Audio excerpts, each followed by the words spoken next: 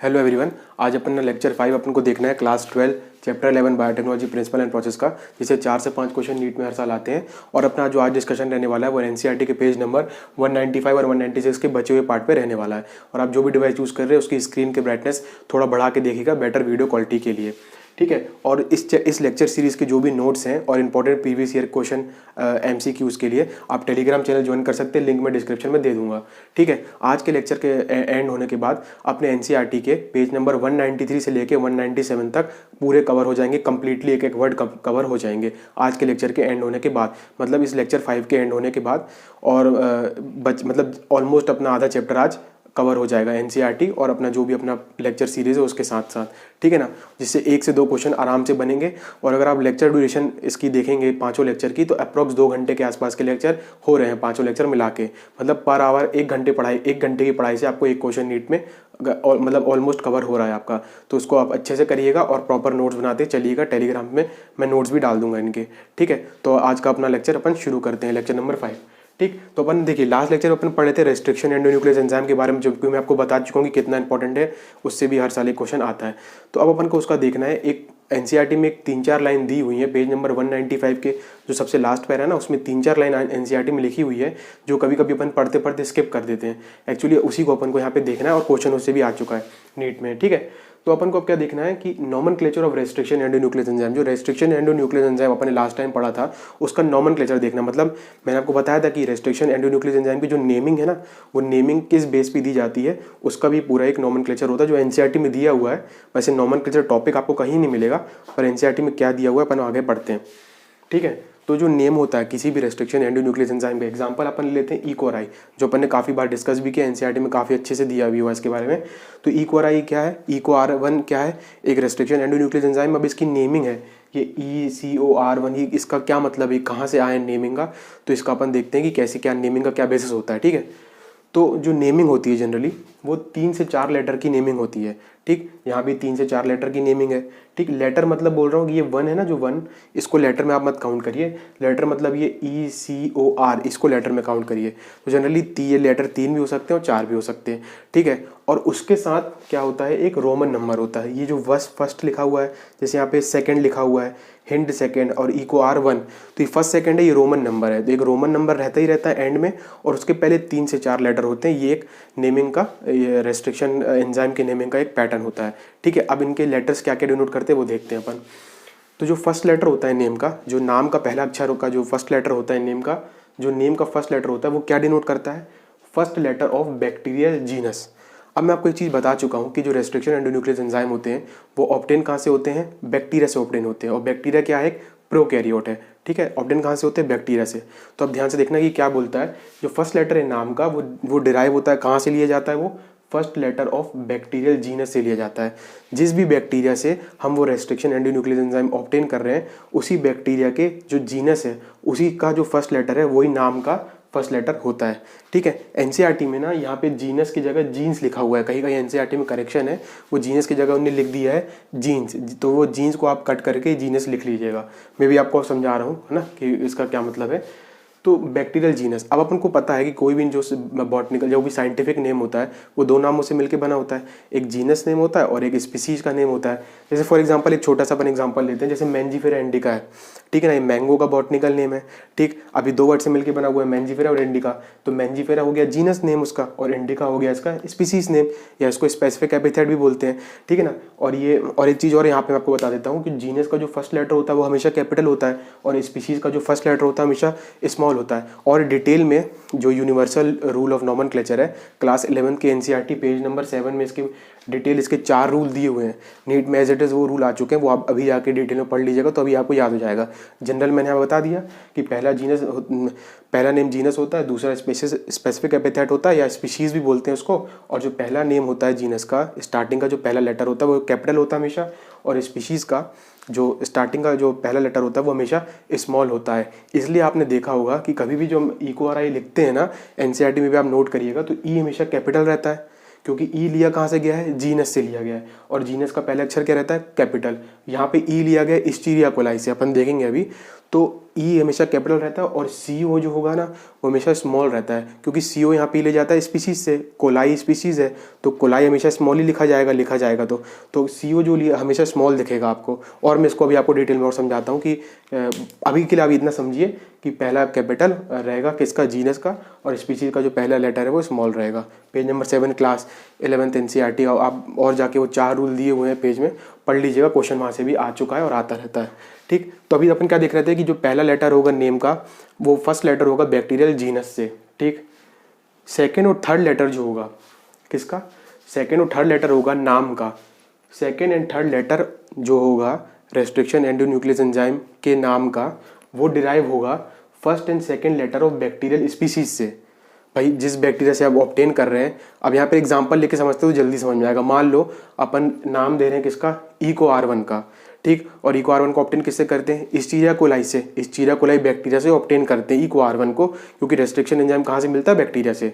अब इस्टीरिया कोलाई से ऑब्टेन कर रहे हैं तो इस्टीरिया कोलाई ये लिखा हुआ है, इस्टीरिया कोलाई, तो इस्टीरिया क्या हो गया, जीनस का नेम, जीनस नेम हो गया, और कोलाई क्या हो गया, स्पीसीज नेम हो गया। अपन मैंने क्या बोला कि जो फर्स्ट लेटर ऑब्टेन होगा वो कहाँ से होगा, जो फर्स्ट लेटर होगा रेस्ट्रिक्शन एंडोन्यूक्लियस एंजाइम के नाम का वो होगा first letter of bacterial genus. तो बैक्टीरियल जीनस तो ये रहा इस्टीरिया, इसका फर्स्ट लेटर क्या है, ई, तो अपन ने लिख दिया नाम में ई। ठीक, और ई यहाँ पे कैपिटल है तो यहाँ पे मैंने कैपिटल लिख दिया। ठीक, अब क्या बोल रहा है, सेकेंड एंड थर्ड लेटर किसका, second and third letter restriction endonuclease enzyme के नाम का कहाँ से लेना है, first and second letter of bacterial species.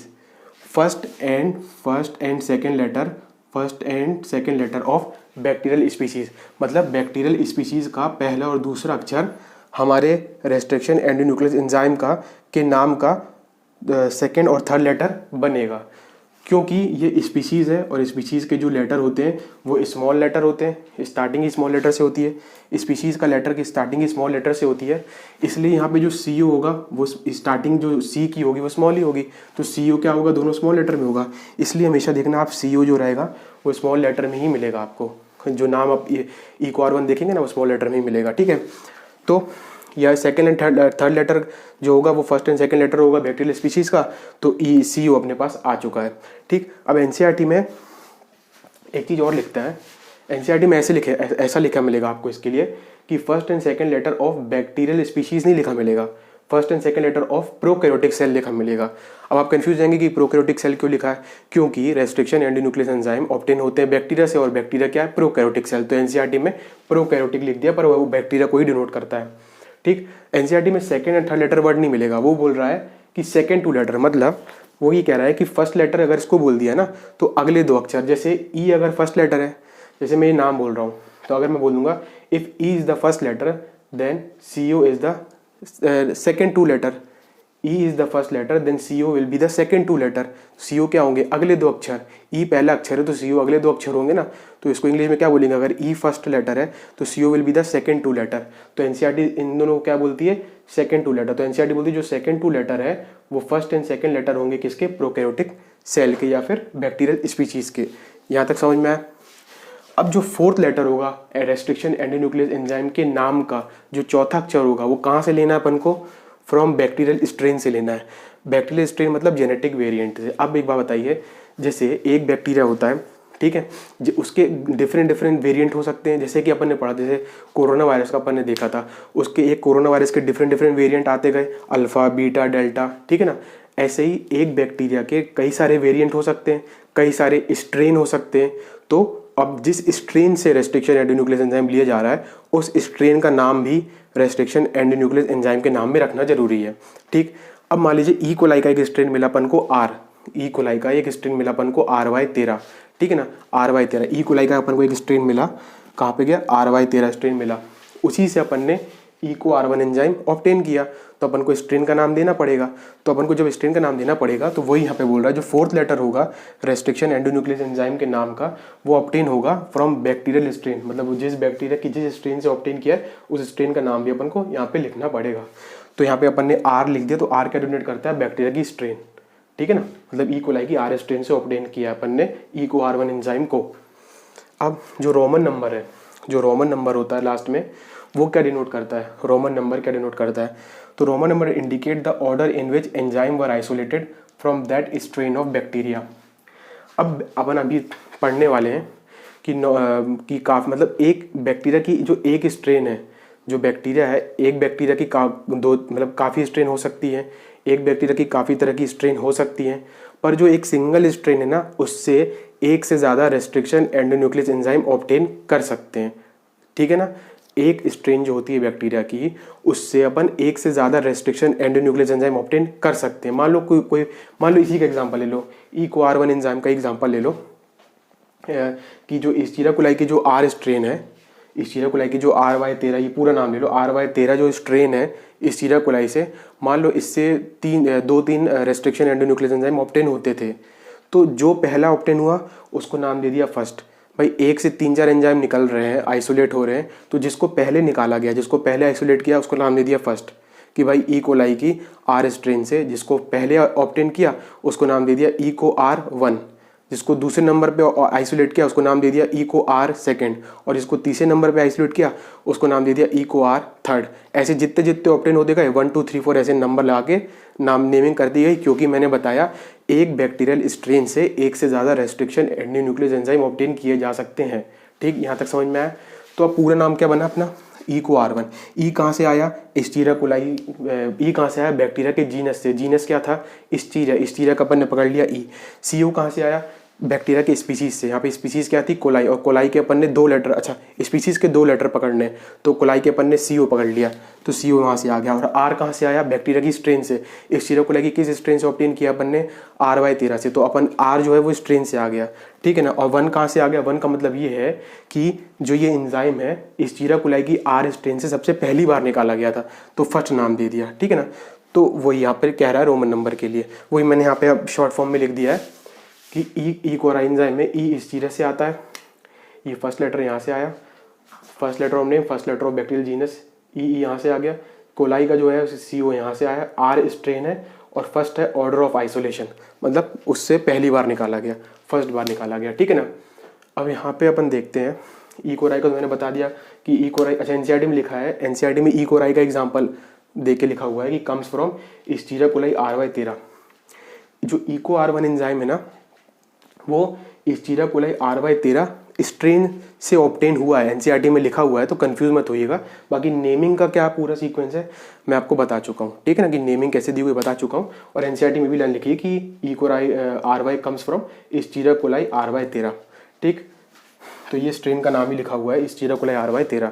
ठीक है, और स्ट्रेन में अपन ने सिर्फ यहाँ पे R यूज़ किया हुआ है स्ट्रेन के लिए, और फर्स्ट है मतलब फर्स्ट बार निकाला गया है। NCERT में एक एग्जांपल और दिया गया है, उसका डिटेल तो नहीं दिया गया पर नाम जरूर दिया गया उसका, वो नाम है हिंड सेकेंड, HIND सेकेंड। ये भी इसका भी क्वेश्चन आ चुका है। इसका क्वेश्चन क्या आया था हिंड सेकेंड का, अभी इस साल या पिछले साल आ चुका है नीट पे, कि इसकी जो रिकॉग्निशन सीक्वेंस है, इसकी जो रेस्ट्रिक्शन साइट है वो कितने बेस पेयर की होती है, तो आंसर है 6 बेस पेयर की होती है, नीट में आ चुका है। और E-CoR1 की भी 6 बेस पेयर की रेस्ट्रिक्शन साइट होती है, और हिंड सेकेंड की भी 6 बेस पेयर की रेस्ट्रिक्शन साइट होती है। अब अपन बात करें कि जैसे हिंड सेकेंड है, अब इसका दिए तो नहीं है NCERT पर, मैं आपको बता देता हूँ ताकि आपको और क्लियरली समझ में आ जाएगा।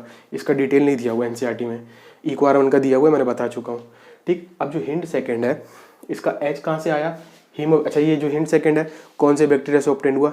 हीमोफिलस इन्फ्लुएंजा से ऑब्टेंड हुआ। ठीक है ना, तो हीमोफिलस से H अपना जो है यहाँ से आ गया, ये फर्स्ट लेटर जो है फर्स्ट लेटर ऑफ जीनस से आ गया। अब जो IN है, IN कहाँ से आया? इन्फ्लुएंजा के, ये स्पीशीज़ के जो अगले 2 लेटर है वो पकड़ के अपन ने यहाँ चिपका दिए, तो अगले 2 अक्षर कहाँ से आए? सेकेंड 2 लेटर कहाँ से आए? नेम के first and second letter of bacterial species से, तो IN यहाँ से आ गया। अब D क्या हो गया? यहाँ पे D हो गया स्ट्रेन का नेम हो गया, मतलब हिंड सेकेंड की, मतलब मतलब हीमोफिलस इन्फ्लुएंजा की D स्ट्रेन से ऑब्टेन हुआ, तो अपन ने लिख दिया D। अब सेकेंड नंबर लिखा है, मतलब हीमोफिलस इन्फ्लुएंजा की D स्ट्रेन से मिलने वाला जो सेकेंड नंबर का एंजाइम था वो था हिंड सेकेंड, और वही था रेस्ट्रिक्शन एंडोन्यूक्लियस एंजाइम, खत्म कहानी। ठीक है ना, ये हो गया अपना। और ये मैंने आपको बता दिया कि पेज नंबर 7 आप क्लास 11 की NCERT से पढ़ लीजिएगा तो ये क्लियर हो जाएगा। अब आपके मन में क्वेश्चन आता होगा कि जो रेस्ट्रिक्शन एंडोन्यूक्लियस एंजाइम है वो क्या काम करता है? काटने का काम करता है DNA को, और ऑब्टेन कहाँ से होता है? बैक्टीरिया से। तो आपके मन में क्वेश्चन आना चाहिए कि जिस बैक्टीरिया से ये रेस्ट्रिक्शन एंडोन्यूक्लियस एंजाइम ऑब्टेन हो रहा है, ये उस बैक्टीरिया के DNA को ही क्यों नहीं काट देता? भाई उसका काम है तो DNA को काटना, इसको थोड़ी पता है कि कौन सा डीएनए, इसको तो सिर्फ डीएनए काटने से मतलब होता है और सीक्वेंस पहचानने से मतलब होता है। तो ये जिस बैक्टीरिया से ऑब्टेन होता है उसी बैक्टीरिया के डीएनए को क्यों नहीं काट देता है, वही अपन को अब अगला डिस्कस करना है। तो आइए अपन आगे मूव करते हैं। तो अब अपन देख रहे हैं some important points of NCERT page number 195। Page number 195 NCERT में कुछ ऐसे हिडन पॉइंट दिए हुए हैं जो कि एक बार के पढ़ने में समझ में नहीं आते हैं। मतलब आप नॉर्मली इसको रीड करेंगे तो उसमें ऐसी कुछ हिडन इन्फॉर्मेशन है जो आपको समझ में नहीं आएगी। उसको अपन देखते हैं, फिर अपन अपने उस क्वेश्चन पे आएंगे कि रेस्ट्रिक्शन एंडोन्यूक्लियस एंजाइम अपने उस बैक्टीरिया के डीएनए को कट क्यों नहीं करता जिसमें वो पाया जाता है। ठीक है, तो सबसे पहला पॉइंट है कि फर्स्ट रेस्ट्रिक्शन एंडोन्यूक्लियस एंजाइम है वो हिंड सेकंड है। अब या तो आप इसको हिंड सेकंड पढ़ लो या फिर हिंड डी सेकंड पढ़ लो। अब आपके मन में एक क्वेश्चन आएगा कि यार ये हिंड सेकंड है और ये फर्स्ट रेस्ट्रिक्शन एंडोन्यूक्लियस एंजाइम कैसे। तो देखो हिंड सेकंड का मतलब अपन ये समझ सकते हैं कि हीमोफिलस इन्फ्लुएंजा के डी स्ट्रेन से आइसोलेट किया गया सेकेंड एंजाइम है, but first restriction endonuclease enzyme था। ठीक है, अब जो है हिंड सेकंड है एनसीईआरटी में। अच्छा, एनसीईआरटी में एक चीज़ और लिखी गई है हिंड सेकंड के बारे में कि ये isolated and characterized 5 year later. मतलब जब हिंड सेकंड को आइसोलेट किया गया और इसको कैरेक्टराइज किया गया। कैरेक्टराइज करना मतलब कि इसके कैरेक्टर बताना कि ये रेस्ट्रिक्शन एंडोन्यूक्लियस एंजाइम की तरह काम कर सकता है, और इसके कैरेक्टर बताना इसमें 5 साल लग गए। तो आइसोलेट करने में और आइसोलेट किया गया और कैरेक्टराइज 5 साल बाद किया गया। आइसोलेट तो पहले हो गया पर कैरेक्टराइज 5 साल बाद हुआ। एनसीईआरटी में लाइन लिखी हुई है, ऐसा कोई क्वेश्चन आ नहीं सकता। हाँ, अगर मान लीजिए ऐसा क्वेश्चन आया अगर आपको नीट में कि name the first restriction endonuclease enzyme that were isolated and characterize 5 year later, और ऑप्शन में दे दिया गया आपको Hind first, Hind second, Hind third, Hind fourth. ठीक है ना, तब आपको आंसर याद आना चाहिए कि हिंड सेकंड है इसका आंसर। तो एनसीईआरटी की लाइन इस तरह से यूज़ की जा सकती है नीट एग्जाम में। अब हिंड सेकंड जो है वो उसकी रिकॉग्निशन सीक्वेंस मैं आपको बता चुका हूँ, बार बार नीट में क्वेश्चन आ चुका है। हिंड सेकंड की रिकॉग्निशन सीक्वेंस क्या है, 6 बेस पेयर की। इसी को एनसीईआरटी में लाइन के रूप में लिख दिया गया है कि जो हिंड सेकंड है वो एक स्पेसिफिक न्यूक्लियोटाइड सीक्वेंस को पहचानता है और कट लगाता है जो कि 6 बेस पेयर की बनी होती है। उसका नाम अपन को याद नहीं करना, जैसे अपन GAATTC याद किए थे ई को R1 के लिए, पर यहाँ पर अपन को नाम याद नहीं करना, पर ये याद रखना है कि वो 6 बेस पेयर की बनी होती है। ठीक, ये 2 पॉइंट तो हो गए। अब उसके बाद एक एनसीईआरटी में लाइन और लिखी गई है, today we know more than 900 restriction enzyme that है isolated from 230 strain of bacteria. ठीक, अब मैं आपको बता चुका हूँ एक बैक्टीरिया के एक से ज़्यादा स्ट्रेन हो सकते हैं। जैसे कि कोविड वायरस है, उसके 2-3 रूप थे ना, अल्फ़ा, बीटा, डेल्टा। ऐसी एक बैक्टीरिया है, उसके 2-3 रूप हो सकते हैं, स्ट्रेन हो सकते हैं, जेनेटिक वेरिएंट हो सकते हैं। ठीक है ना, या ठीक है, एक बैक्टीरिया के एक से ज़्यादा स्ट्रेन हो सकते हैं। अब एक स्ट्रेन से एक से ज़्यादा रेस्ट्रिक्शन एंडोन्यूक्लियस एंजाइम ऑब्टेन किया जा सकता है। वो यहाँ पे लिखा हुआ है कि 900 रेस्ट्रिक्शन एंजाइम ऑब्टेन किए गए 230 स्ट्रेन ऑफ बैक्टीरिया से। मतलब हर एक स्ट्रेन ऑफ बैक्टीरिया से ऑन एन एवरेज 3 से 4 रेस्ट्रिक्शन या फिर 2 से 3 रेस्ट्रिक्शन एंडोन्यूक्लियस एंजाइम ऑब्टेन किया गया है। तो ये एनसीईआरटी की लाइन है, आपको याद रखना है, एज इट इज छपेगी और कुछ नहीं है, उसमें कुछ चेंज नहीं कर सकते हैं। ठीक है, डाटा आपको याद रखना है कि 900 restriction enzyme 203 strain of bacteria से ऑब्टेन किए गए और each of which recognize different recognition sequence. वही बात, हर एक रेस्ट्रिक्शन एंजाइम का एक पर्टिकुलर रिकॉग्निशन सीक्वेंस फिक्स होता है, मतलब रिपीट नहीं होगा रिकॉग्निशन सीक्वेंस। मतलब 900 रेस्ट्रिक्शन एंजाइम में ना, तो इनके 900 एक पर्टिकुलर रेस्ट्रिक्शन सीक्वेंस होगा जिनको ये पहचान के कट लगाएगा, खत्म होती है बात। ठीक है, अब अपने इंपॉर्टेंट क्वेश्चन पे आ जाते हैं। ये जो 2 पॉइंट मैं बताने वाला हूँ ये आपको मिलेंगे पेज नंबर 195 में। जब रेस्ट्रिक्शन एंजाइम चालू है ना, वहाँ पे एनसीईआरटी में 3-4 लाइन दी गई है, वो मैं अभी आपको रीड करके बताऊंगा कि उसमें क्या दी गई है, और उसी की इन्फॉर्मेशन है ये, और उसी में अपना आंसर छुपा है कि रेस्ट्रिक्शन एंडोन्यूक्लियस एंजाइम अपने उस बैक्टीरिया के डीएनए में कट क्यों नहीं लगाता जिसमें वो पाया जाता है। अब 2 पॉइंट पहले आप ध्यान से सुनना। Restriction endonuclease enzyme are part of defence system of bacteria and protect the bacteria from external viral DNA. जो रेस्ट्रिक्शन एंडोन्यूक्लियस एंजाइम होता है ना, वो बैक्टीरिया के डिफेंस मैकेनिज्म का पार्ट होता है। कैसे पार्ट होता है? और प्रोटेक्ट करता है बैक्टीरिया को एक्सटर्नल वायरल डीएनए से। अब एक्सटर्नल वायरल डीएनए क्या है? जैसे कि बैक्टीरियोफेज वायरस होता है, वो क्या करता है? बैक्टीरिया को इन्फेक्ट करता है। तो बैक्टीरियोफेज वायरस किसको इन्फेक्ट करता है? बैक्टीरिया को। ठीक है ना, उस बैक्टीरिया पे अटैच होकर अपना जेनेटिक मटेरियल बैक्टीरिया पे डाल देता है और फिर बैक्टीरिया की सेल को हाईजैक करके अपने काम कराने लगता है। तो मान लो कि बैक्टीरियोफेज वायरस आया, उसने अपना डीएनए बैक्टीरिया के अंदर डाल दिया। ठीक है, तो ये जो बैक्टीरिया के जो रेस्ट्रिक्शन एंडोन्यूक्लियस एंजाइम है ना, वो क्या करते हैं? जाके उस बैक्टीरिया को जो एक्सटर्नल जो वायरल डीएनए उसको जाके वो कट लगा के ख़त्म कर देते हैं। तो एक तरीके से बैक्टीरिया को ये इम्यूनिटी प्रोवाइड कर रहे हैं, किसके खिलाफ? बैक्टीरियोफेज वायरस के खिलाफ, या फिर कह लो एक्सटर्नल वायरल डीएनए, या बाहर से आने वाला वायरल डीएनए के खिलाफ बैक्टीरिया को इम्यूनिटी प्रोवाइड कर रहे हैं, उसका डिफेंस सिस्टम बने हुए हैं, ये ताकत बने हुए हैं। तो वही लिखा हुआ है कि जो रेस्ट्रिक्शन एंडोन्यूक्लियस एंजाइम है are part of defence system of bacteria and protect the bacteria from external viral DNA, और ये एक्सटर्नल वायरल डीएनए को रेस्ट्रिक्शन एंडोन्यूक्लियस कट कर देगा, मतलब कट लगा के खत्म कर देगा। तो एक तरीके से बैक्टीरिया की पावर हो गई। दूसरा पॉइंट यहाँ पे एक और आता है इंपॉर्टेंट, कि restriction endonuclease enzyme never cut the DNA of its own bacteria, जिसमें वो पाया जाता है उसको कट नहीं करता। क्यों नहीं करता? Because bacteria modify the restriction site of its DNA by methylation. मतलब जो बैक्टीरिया है जिसमें वो रेस्ट्रिक्शन एंडोन्यूक्लियस एंजाइम पाया जा रहा है, तो जो बैक्टीरिया अपने खुद के डीएनए की जो रेस्ट्रिक्शन साइट है, मतलब पहचान पर्ची है, रिकॉग्निशन सीक्वेंस है, जिसको देख के रेस्ट्रिक्शन एंडोन्यूक्लियस एंजाइम पहचान पड़ता है कि हाँ यार ये सीक्वेंस मैच कर रहा है, फिर कट लगाता है। वो पर्ची को ही छुपा के रखता है, या वो पर्ची में ही चेंजेस कर देगा, या वो पर्ची को मिथाइलेशन से छुपा के रखेगा, ताकि उसमें खुद के अंदर पाए जाने वाला रेस्ट्रिक्शन एंडोन्यूक्लियस एंजाइम उस पर्ची को पढ़ ना पाए, या फिर उस सीक्वेंस को मतलब रिकॉग्नाइज ना कर पाए। तो वो क्या करता है? मिथाइलेशन से छुपा के रखता है। इसलिए रेस्ट्रिक्शन एंडोन्यूक्लियस एंजाइम जो उस बैक्टीरिया में पाया जाता है वो अपने खुद के डीएनए को काट ही नहीं पाता, क्योंकि जो उसकी रेस्ट्रिक्शन साइट है वो मिथाइलेशन से ढकी हुई है। तो वही लिखा हुआ है, restriction endonuclease enzyme never cut the DNA of its own bacteria because bacteria modify the restriction site of its DNA, of it's DNA मतलब खुद के डीएनए का, बाय मिथाइलेशन। और मिथाइलेशन मतलब क्या होता है? एडिशन ऑफ मिथाइल ग्रुप, ठीक है ना, addition of methyl group to DNA. और ये किस एंजाइम से होता है? Done by the enzyme methylase, ठीक है ना। Therefore enzyme does not able to bind the DNA. तो जो एंजाइम मतलब किसके लिए लिख रहा हूँ यहाँ पे? रेस्ट्रिक्शन एंडोन्यूक्लियस एंजाइम है, वो does not able to bind to the DNA of its own bacteria. तो उसका आंसर सीधा सीधा ये था कि बैक्टीरिया मिथाइलेशन कर लेगा और उसका खुद का डीएनए बच जाएगा रेस्ट्रिक्शन एंडोन्यूक्लियस एंजाइम से, जो उसके खुद में पाया जाता है। पर बाहर से कोई डीएनए आएगा तो उसको कट लगाने का काम कर ही देगा। तो डिफेंस सिस्टम का भी काम कर रहा है, और किसका भी काम भी कर रहा है यहाँ पे? वो मिथाइलेशन का। अब यहाँ पे एनसीईआरटी में कैसे दिया हुआ है ये बात मैं आपको रीड करके बताता हूँ। हाँ, तो देखो एनसीईआरटी इसको कैसे बोलती है कि इन ईयर 1963, ये आपको कहाँ मिलेगा? जो पेज नंबर 195 में जो रेस्ट्रिक्शन एंजाइम स्टार्ट हो रहा है ना, वहाँ पे मिलेगा।